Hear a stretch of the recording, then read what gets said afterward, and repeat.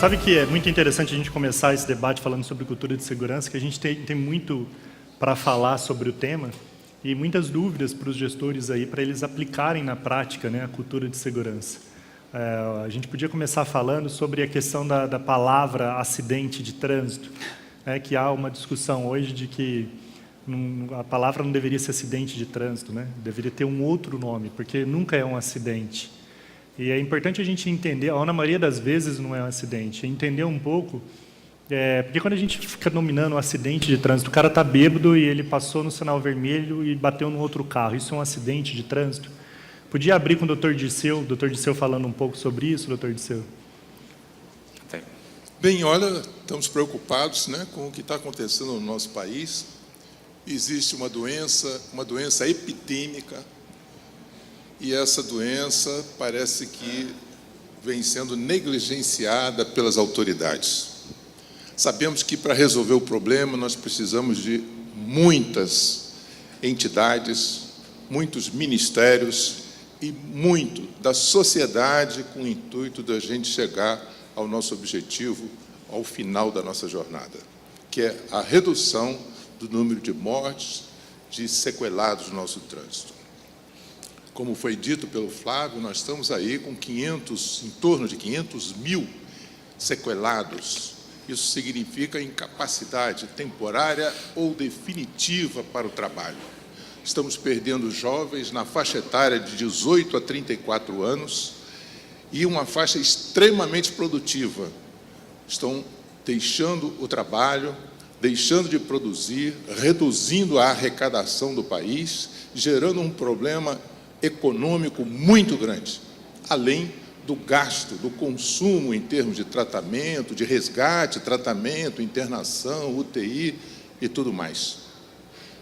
É necessário que todos nós tenhamos o entendimento e vocês, gestores, que manipulam essas pessoas que estão no trânsito, que façam aquilo que o Flávio acabou de apresentar para a gente, que conduzam essas cabeças da melhor maneira possível, para que a gente possa chegar ao final da nossa jornada.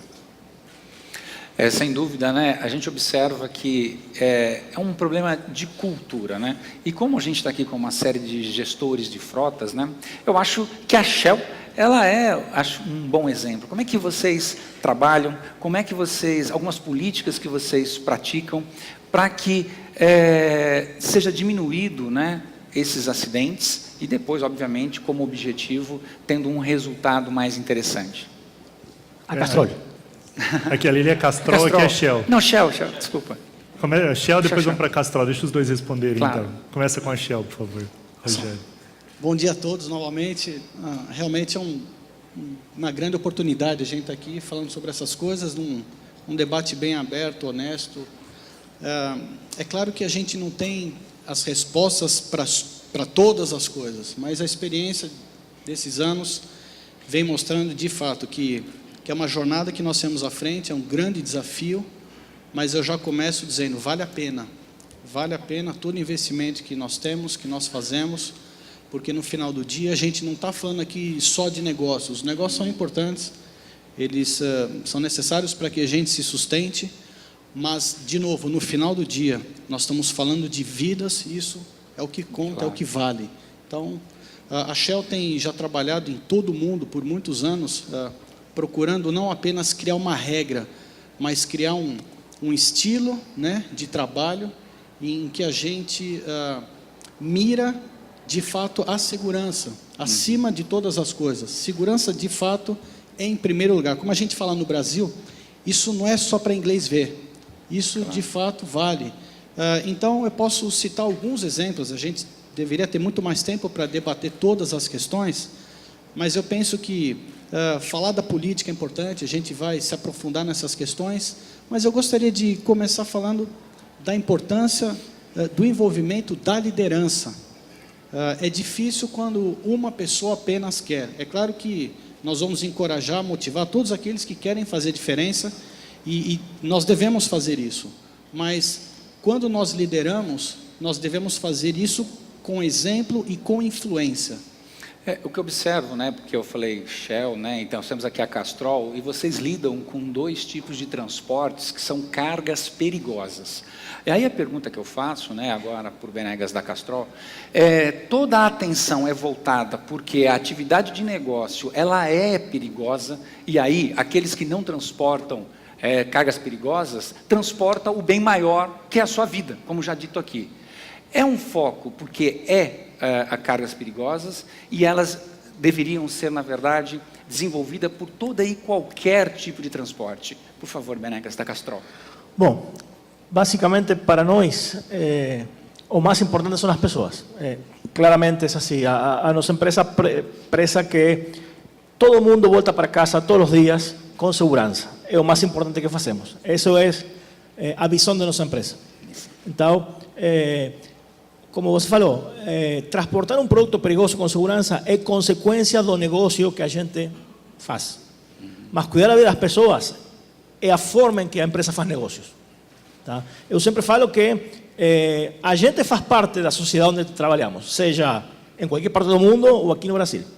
Nós estamos inseridos no contexto que o Flávio falou da a guerra que existe lá fora no trânsito. E a gente tem resultados. Tá? Graças a Deus a gente tem resultados bons. E a gente não faz nada extraordinário. Simplesmente o que eu falo é que a gente faz o que tem que ser feito. Simples assim. Ou seja, se fizer o básico, né, já melhora. Eu quero fazer uma pergunta para o Manzini e para o Ricardo, favor. mas antes eu queria soltar um vídeo aqui para soltar o tema. Não sei se vocês vão conseguir ver daí. E aí a gente vai falar sobre esse tema.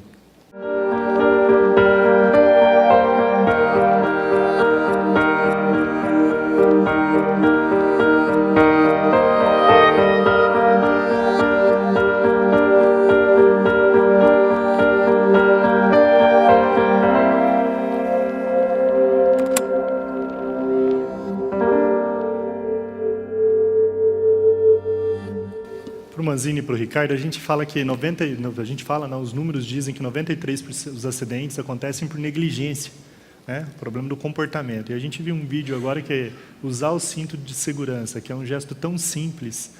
Manzini, como que faz para a gente criar uma cultura onde as pessoas valorizem a sua própria vida, né? Não é só a empresa valorizar a vida desse colaborador e desenvolver práticas e políticas, mas ele também ter esse entendimento. Veja, primeiro eu quero agradecer de estar aqui pelo 3º ano, e que eu venho falando.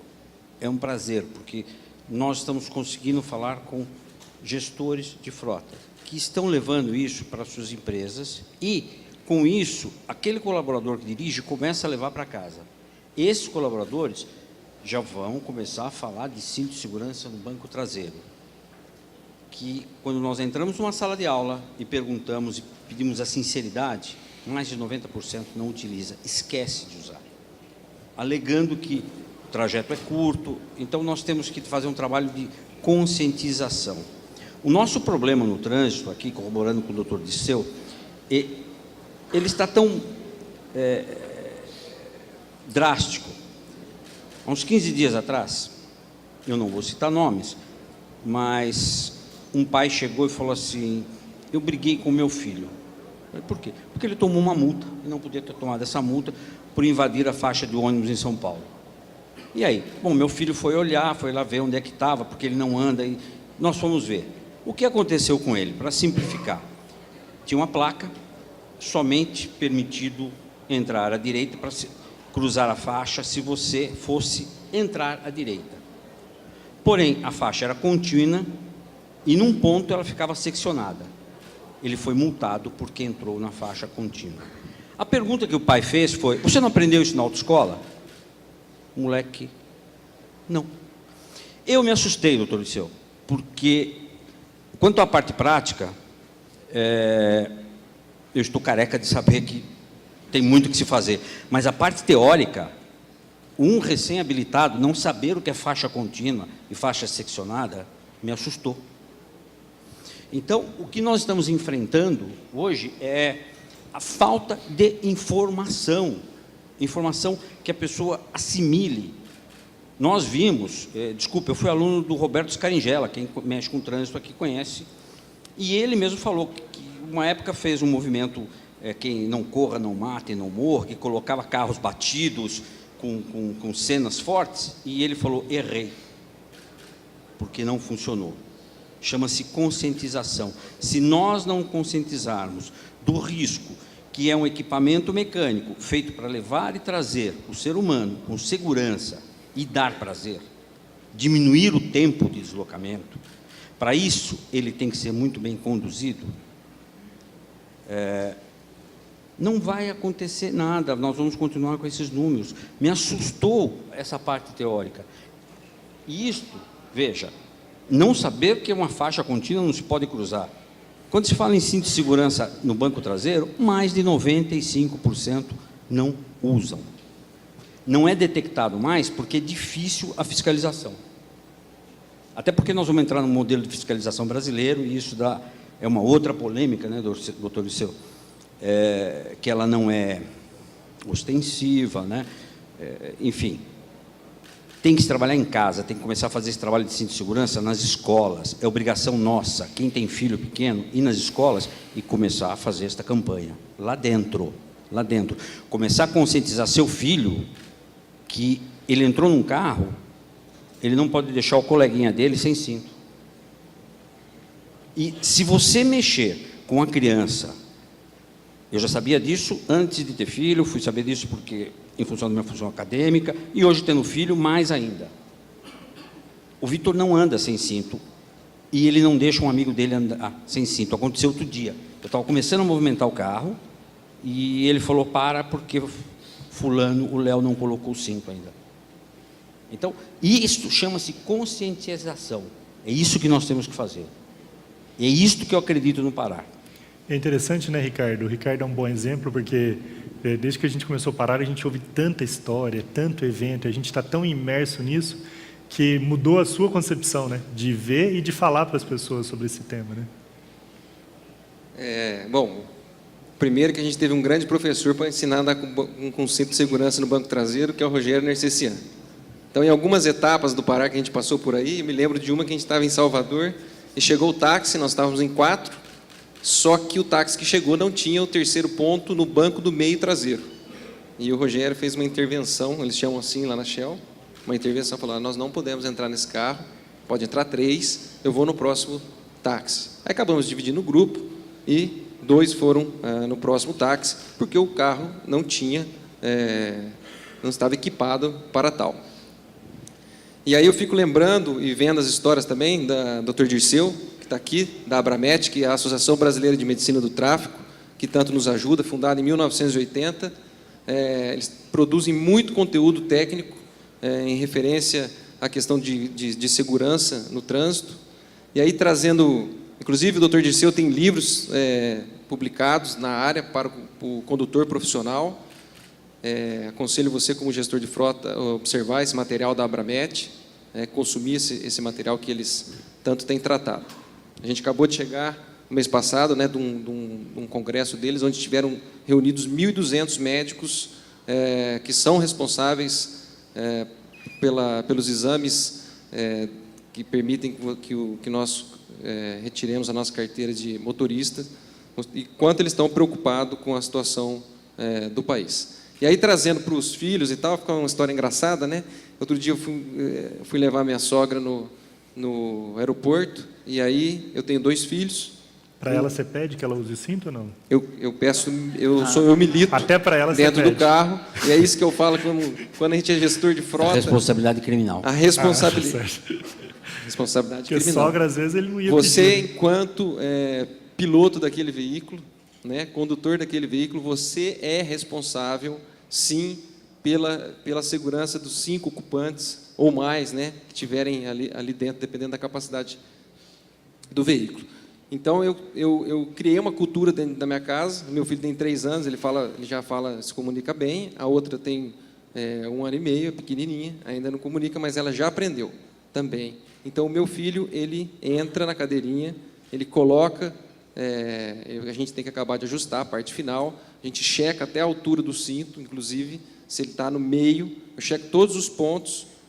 Às vezes entra alguém lá no carro e tira o sistema do Isofix, né, nos Estados Unidos eles chamam de LET, E eu checo isso todos os dias para ver se está bem preso, se a cadeira está bem acoplada. Aprendi muita coisa com o Manzini, ficava reclamando que meu outro carro não tinha Isofix, que eu prendia no cinto de segurança. Mas aí eu vou levar minha sogra, que é uma outra geração, e eu quero falar de choque de gerações.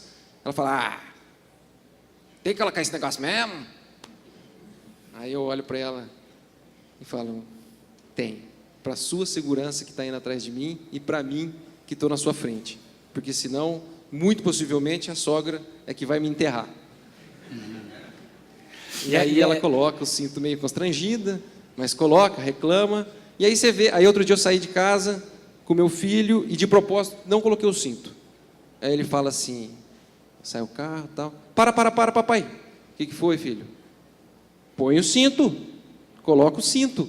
Então você vê que existe uma diferença da cultura, né, que está sendo implantada nessas novas gerações, e a responsabilidade é onde a gente começa, o que o JP estava falando, de colocar na mesa, né, no almoço, no jantar, quem não tem tempo, a gente coloca isso dentro do carro. Então, quando eu estou freando, eu estou falando, olha, lá na frente tem um carro, todo diminuindo aqui, dirigindo de forma preventiva, e ele está assimilando, ele está virando um agente, né, em prol da segurança. Eu acho que é uma parte que a gente pode fazer como condutor familiar, né? Nós todos podemos fazer isso. Eu sempre olho para a perspectiva do gestor de frota, que vocês estão conduzindo centenas ou milhares de veículos, né? Vocês são pilotos de vários veículos e precisa de muito conhecimento para conseguir transferir e atingir o piloto principal, que é o condutor. Também olho pela perspectiva de pedestre, que a gente fala muito aqui da condução, mas todos nós somos pedestres, a gente tem que aprender a ser mais pedestre, né? a entender um pouco mais o trânsito, para que o negócio flua de tal forma. E também incentivar o governo com algumas práticas, como é o caso aqui da declaração, ali, do manifesto que a gente está fazendo, para que a gente tenha carros mais seguros e práticas mais seguras.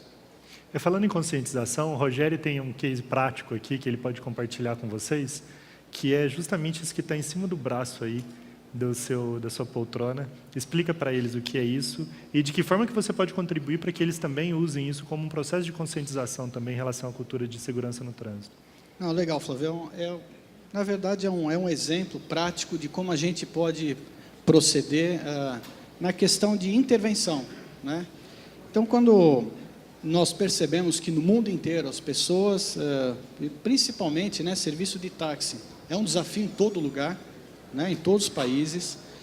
Não adianta só culpar, aquele trânsito é ruim, o taxista é complicado, hoje em dia, com tantos serviços que estão oferecendo, mas, na verdade, isso parte de nós. Então, a Shell criou esse, que nós chamamos de Taxi Card, é um cartão que a gente leva em qualquer lugar do mundo que nós viajamos, e ele tem aqui várias línguas. E qual que é a ideia? Antes de começar uma viagem de táxi, foi isso que a gente passou, né, alguns anos atrás, numa experiência, dizendo assim, olha, antes da gente começar a corrida, por gentileza, nós queremos seguir as regras, que é o básico. Então, por favor, não fale no celular, não fale no rádio, mantenha... Não olhe para trás. Isso, eu já chego lá. A velocidade mantém, nós estamos no horário, não queremos correria. Então, apenas alguns segundos que a gente combina como vai ser a nossa jornada, isso já evita muitos problemas. Esse caso que você falou é exatamente. Muitas vezes você está sentado atrás e o motorista, por educação, ele fica olhando no retrovisor, olhando para você, ele quer conversar com você, né? A gente até evita de conversar muito para não tirar a atenção dele, mas eu sempre começo uma viagem falando assim, amigo, por favor, não é falta de educação, mas não precisa olhar para mim. Então, isso já deixa o cara mais à vontade. São pequenos exemplos práticos de como a gente pode fazer uma intervenção. Eu sei que o Flávio gosta de fazer perguntas, mas deixa eu fazer uma pergunta. Quem não usa o cinto de segurança quando viaja atrás? Quem é corajoso de... Por favor, levanta bem alto. Bastante gente ainda, obrigado. Isso fica claro de como a gente pode praticar a intervenção, sendo... em primeiro lugar, antes de mudar nossa empresa, antes de falar em política de frota, antes de falar em gestão, etc., a gente pode começar isso dentro da nossa casa. Isso dá muito fruto, isso deixa realmente um legado, como Manzini já falou, nossos filhos vão aprender da maneira correta. Então, vale a pena a gente fazer a nossa intervenção. E é interessante, alguns anos atrás, eu e o Ricardo entramos no táxi com o Rogério, e o Rogério deu as instruções, e a gente falou, meu Deus, o taxista vai falar, desce desse carro. Porque ele deu tanta instrução para o taxista, que o taxista foi duro, assim, congelado. Ele nem piscava o olho. Mas você sabe que eu tenho uma experiência, né, falando de taxista, eu fui para o Rio de Janeiro, cheguei lá no Rio de Janeiro, o taxista, todo mal sentado no carro, e aí sem cinto de segurança, e aquilo me incomodando, ele sem cinto de segurança, e eu com cinto de segurança. Aquilo foi me incomodando, e com uma certa delicadeza, com uma certa calma, eu perguntei para ele, falei, amigo, desculpa, né, mas por que aqui no Rio de Janeiro, né, existe tanto essa cultura de não usar o cinto de segurança? Eu estou observando que você está sem cinto de segurança. Ele falou, você é paulista, né? Eu vou te explicar. Olha onde nós estamos aqui, região dos lagos. E nós temos muito problema aqui de bala perdida. Aí o cara dá um tiro, vem uma bala perdida. Eu vou desviar da bala perdida, dá uma olhada, eu bato na guia. Nós estamos na região dos lagos, o carro capota, eu caio dentro do lago. Eu caio do lado, todo sem cinto, eu morro. Esse cara quase me convenceu que o cinto de segurança não presta. Aí eu fui falando para ele assim, amigo, deixa eu te falar uma coisa, olha só. Se vier uma bala perdida, o problema não é a bala perdida, é a bala achada. Enquanto ela está perdida, sem problema. Vem uma bala perdida na sua direção. Você desvia, você bate numa guia. Você bate numa guia, você capota. Você cai dentro de um lago, amigo, era para você ir embora. Era o seu dia, não era mais para você ficar aqui. Entendeu? Então, quer dizer, aí eu perguntei para ele, quantas vezes isso aconteceu? Quanto tempo você é taxista? Ah, em 20 anos isso nunca aconteceu. Então, você não usa cinto baseado numa hipótese de algo que pode vir a acontecer e não usa cinto. Agora, quantas freadas você dá o dia todo? Enfim, situações onde exigem uma frenagem, um desvio. Ah, isso, nesse trânsito louco do Rio de Janeiro, de 5 em 5 minutos. Então, você tem que usar o cinto baseado na regra e não baseado na exceção. E muito devagarzinho, gentilmente, eu achei ele um fofo. Ele foi puxando o cinto de segurança, foi colocando numa boa. Mas foi uma experiência muito legal que eu tive recentemente. Muito legal. Agora, eu vou passar mais um vídeo aqui para depois a gente fazer uma pergunta, que esse é o mal do século. Só voltando ao assunto aqui do Rogério, esse cartão aqui, o Rogério pode gentilmente ceder para vocês, é muito interessante, porque aí você pode fazer para os seus colaboradores e toda vez que ele pegar um táxi, ele entrega para o taxista. E eu vou ler o que está escrito aqui, está escrito assim, ó, para a sua e a minha segurança, mantenha-se dentro do limite de velocidade, por favor não use seu telefone celular enquanto dirige, eu usarei meu cinto de segurança e por favor use seu cinto de segurança, obrigado. Se isso não for possível, por favor me informe, porque eu não viajarei em seu veículo. Simples assim. Muito legal, vou deixar aqui o Rogério, quem quiser depois, pede para o Rogério aqui uma cópia para vocês fazerem e aplicarem na empresa de vocês lá para vocês distribuírem. Agora a gente vai falar sobre o mal do século, vamos fazer pergunta para o Dr. Dirceu e para o Manzini, que esse agora é o principal problema que a gente tem no Brasil, no mundo, em relação a trânsito. Pode soltar o vídeo. O que a gente vai mostrar agora serve como um alerta para quem dirige. E usa o telefone celular ao mesmo tempo. Você estava falando ao celular enquanto dirigia, mas já desligou. Você estava mandando uma mensagem, postando alguma coisa na internet, mas já foi. Acontece que o que você falou ou ouviu na ligação, ou o que você escreveu, continua na sua cabeça. E mesmo olhando para frente, com as duas mãos no volante, você ainda está distraído com o que acabou de fazer. Uma pesquisa da Associação Americana de Automóveis usou o que existe de mais moderno, os sistemas de comando por voz. O motorista fala e o sistema do carro, ou o próprio celular, já faz a ligação, coloca em viva voz e até escreve a mensagem.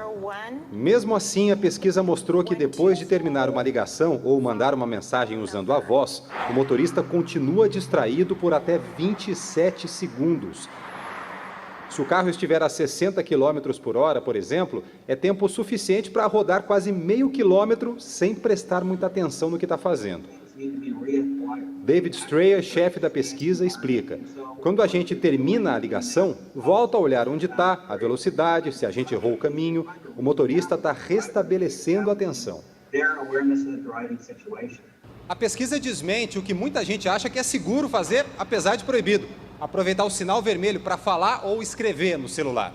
O sinal abre logo, o tempo já é curto para fazer a ligação ou mandar a mensagem. O motorista só vai recuperar a atenção lá na frente. O professor David alerta. Bicicletas, pedestres, animais, tudo o que estiver no caminho pode estar em risco. O motorista pode não ver. Use a tecnologia para te ajudar a dirigir, o GPS, por exemplo. Se for além disso, você não vai dirigir com segurança. E é um tema interessante, eu queria começar para o Dr. Dirceu, que é médico, né, diretor da Abramet. Como que é medicina? É possível a gente teclar e dirigir ao mesmo tempo? Ou falar ao celular e dirigir ao mesmo tempo, Dr. Dirceu? Não, o próprio professor ali que apareceu e todas as universidades americanas provam que um indivíduo não consegue fazer bem duas coisas ao mesmo tempo. É impossível ele fazer. Quando faz, é uma exceção. E para dirigir, para ter a direção veicular segura, é necessário que a gente tenha 3 funções essenciais. A primeira é a função cognitiva, é atenção, concentração, raciocínio, vigília, percepção. A segunda é a motora, que são as respostas que a gente precisa dar de imediato. Essa resposta, geralmente, é em torno de 0,75 segundos. Normalmente é isso. E ainda uma outra função, que é a sensório-perceptiva, que é a sensibilidade tátil, é a visão e a audição. Sem essas 3 funções essenciais, o sujeito vai ter uma direção insegura. Então, é necessário que ele aflore essas coisas para poder ter essa direção segura. Quando toca o celular, existe um efeito surpresa. Opa, quem é? O que quer? Né? Já te tira a concentração, a atenção que você estava tendo com relação à sua direção veicular. E aí você vai levar 3, 4 segundos para pegar o celular, acionar o celular e falar. Tirou a mão do volante, né? E aí a surpresa de quem está falando. E aí você escuta o que está sendo falado, raciocina e já pensa no que responder. E a prova é que essa atenção, concentração, percepção, você perdeu totalmente a visão dos 360 graus que estariam envolvidos com essa direção. Você não tem a visão frontal, quase sempre essa visão frontal passa a ser uma visão tubular, é um tubo que você vê à frente, perdeu a visão lateral e a possibilidade do acidente é enorme. E aí o sujeito diz, mas isso é para quem está correndo no carro. Mas eu estou a 32 km por hora. E estudos feitos por múltiplas universidades mostraram que, com baixa velocidade, exemplo, com 32 km por hora, eu sou capaz de produzir 5% de óbitos em pedestres. Eu, devagarinho, falando no celular, eu sou capaz de matar alguém como pedestre. Se aumentar a velocidade para 48 km por hora, esse percentual sobe para 45% de óbitos em pedestres. Se eu intensifico isso para 64 km por hora, aumenta para 85% a possibilidade de morte de pedestre. Então, você imagina, com baixa velocidade, eu sou capaz de matar gente. Quando eu tiro a atenção, concentração, raciocínio, percepção e ainda as respostas motoras que têm que ser rápidas, né, através do freio, da aceleração e dos outros movimentos que são necessários, eu estou possibilitando eu entrar ou ficar comprometido seriamente com relação a essa direção e causar danos a terceiros. Para ajudar aqui, o Manzini vai falar agora, eu queria dar uma sacudida nisso daqui. Muitos de vocês, gestores de frotas, e na empresa de vocês, além do carro, muitos desses funcionários recebem um celular corporativo, ou o seu próprio telefone celular. E estes que estão dirigindo na rua, seja lá qual for a atividade, com alguma frequência são solicitados, Manzini, pelo próprio chefe que fica ligando, pelo próprio chefe que está falando com ele, no momento que ele está em deslocamento. Muitos de nós, trabalhando, né, achamos que, enfim, eu estou em deslocamento durante o trabalho, eu estou trabalhando, e um telefone toca, é meu chefe, eu tenho que responder. Qual é a ação O que a gente pode fazer? Qual é a educação para a segurança que essa empresa deveria adotar? Os métodos práticos mesmo de como um chefe está te ligando, você com um telefone corporativo, num carro que é também da empresa, e uma solicitação sendo dada, e muitas vezes o chefe fica bravo porque o cara demorou para responder. Como é que a gente resolve isso, Manzini? Bom, isso é fácil de resolver, colocar na política de frota. E o gestor deste condutor estará alinhado. Eu tenho aqui ao lado o Gustavo, que tem uma norma que, se o colaborador atender, ele é punido em alto nível. Em compensação, não só a Castrol, mas com outros clientes que nós temos, se o celular tocar e você não atender, quando parar, retornar, falar estava dirigindo, o gestor, na hora, vai lhe dar parabéns. Ao contrário, se você atender e ele perceber pelo ruído que você está dirigindo, você vai ter que arcar com a responsabilidade pelo que você assinou. Então, é relativamente fácil quando você tem até uma política de frota bem alinhada ou bem explícita. Porém, uma prática que nós utilizamos muito em curso, e lembrando que isto aqui, né, que estava aqui na minha mão, é o mal do século, porque acabou a privacidade. Eu tenho o costume, e tenho passado isso, cada vez que eu ligo para o celular de alguém, eu pergunto, você pode falar? Porque às vezes a pessoa pode esquecer que está numa reunião, enfim. Já quem está ligando se preocupar se essa pessoa esqueceu o celular ligado dentro do carro. Segundo, não dá. Nosso princípio é baseado em pilotagem esportiva. Porque até hoje, na Fórmula 1, e nós vamos ter o Grande Prêmio domingo, até hoje, na frente dos boxes, você tem uma placa para o piloto olhar o número de volta e uma série de informações. Se ele tem o rádio, para evitar tirar a atenção. Quem acompanha a Fórmula 1 já viu muitos pilotos que reclamam que o engenheiro fica falando toda hora, tira a atenção. E sempre vem aquele comentário em sala de aula, então eu não posso conversar quando eu estou no carro? É diferente. Se você está conversando com pessoas no mesmo ambiente, você tem a comunicação não verbal. Quando você está no celular, você só tem o quê? A sua voz. Você tem que pensar para falar. É muito difícil.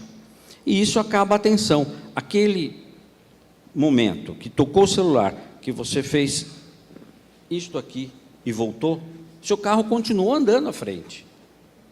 E por incrível que pareça, parece que existe um sistema motor, até precisava falar com o doutor Disseu sobre isso, né? Se ao tocar o celular, ele mexe com o sistema do nosso lado direito, porque a pessoa, a primeira coisa que faz é aliviar o pedal do acelerador. A velocidade cai. E o problema nosso não é a velocidade, é como parar. Cada vez que nós tiramos o pé do acelerador repentinamente, o carro que está atrás não está avisado. Nós interrompemos o fluxo. É só olharmos. São Paulo ficou fácil agora, 50 por hora na marginal. O que tem de gente falando ao celular, prestem atenção. E como os carros baixam repentinamente a velocidade. Por quê? Tira a atenção. Nós temos que colocar esses exemplos e, principalmente, levar esse condutor a pensar e ser honesto com ele mesmo. Eu tenho que sair de casa e voltar para casa todos os dias, num país que, infelizmente, morrem mais de 50 mil pessoas por ano de acidente de trânsito. Isto é mais que uma guerra. Ele tem que ser um vitorioso, tem que voltar para casa. Quantas vezes eu me distraí por causa do celular? Se nós não começarmos a conscientizá-los e ajudá-los a responder essa pergunta, quem nunca atendeu o celular dirigindo e falou, nossa, eu já passei por aqui? Vamos pensar um pouquinho, vamos usar isso e levar este exemplo, mesmo em baixa velocidade. Muito obrigado. Uma salva de palmas para todo o nosso conselho aqui.